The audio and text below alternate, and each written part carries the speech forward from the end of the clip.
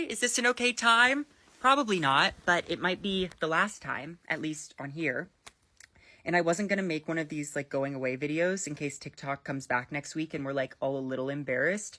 But I think if I don't and it actually is gone, I will regret not making this. So, booby drum roll. Today is day 1042 of being a girl. And TikTok has changed the trajectory of my life in every way. Because before TikTok, I was a theater kid. I thought I would spend my life in the ensemble of a Broadway musical if I was lucky. And I was really ashamed of my queerness and my femininity. And when I got on here 4 years ago, it like unlocked a part of my brain that I didn't think I would ever share with another person, let alone like the rest of the world. And I had this viral video. I don't know if you saw it, but like it was me singing to a bison in my car. I was like, "Take my bread." And it changed everything because it taught me that I had the ability to share my creativity and humor without needing anyone else's permission. Because up until that point, I thought that someone else was in charge of my destiny and like my success. And I was waiting for someone to give me my shot. But this app gave me back my power. And I watched other people find theirs too, because the first trans people I even connected with were on here. And I learned so much through them, and they made me feel less alone. And then I started creating, and I moved to a little apartment in LA. I was doing catering gigs and finally ready to start my personal transition to female. And then the Days of Girlhood series was born. It was a very happy accident. And it felt like life shifted so drastically overnight. And I've definitely had to navigate my share of like some rather tricky media storms and transphobia. And I definitely have my share of regrets. And at the end of the day, it's been worth it because I now know that I'm not just that queer kid in the back of the ensemble. I was able to step into the spotlight and share the vulnerabilities of my transition with millions of people. It helped me pay for my surgeries. I feel so beautiful.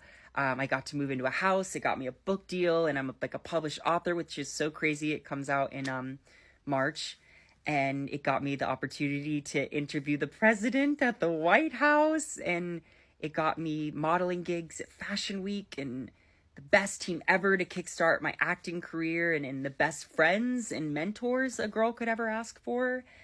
And it gave me you. And you are a group of people who have been cheerleaders for me the last 3 years and who have protected me and who have shown young trans people that there are good people still out there ready to welcome us with open arms. So thank you. And I really hope that we get to continue finding each other wherever that might be. I will say that I do love yapping on IG stories. And whatever this next chapter holds for us, I am so proud that I was a TikToker. And there were times when I felt looked down upon for like being a content creator because I thought that meant that I didn't have the talent that more prestigious folks had. But now I think that being a TikToker is like the coolest title you can have because that meant that I didn't need anyone else to sign off on what it was that I wanted to make. And then, one last thing. I would like to say that whatever app becomes the next thing, I want to ask you to be very thoughtful about how you interact with trans people and why. And you should absolutely still follow and support trans folks. But I just want you to make sure that it's for the right reasons. Because I now know the way that media has exploited trans people, but specifically our like physical transitions for the past like 100 years or if not more, can be so sensationalized. And I didn't realize in my early transition just like how dangerous capitalizing on my identity could be, not only for me, but for the rest of the community.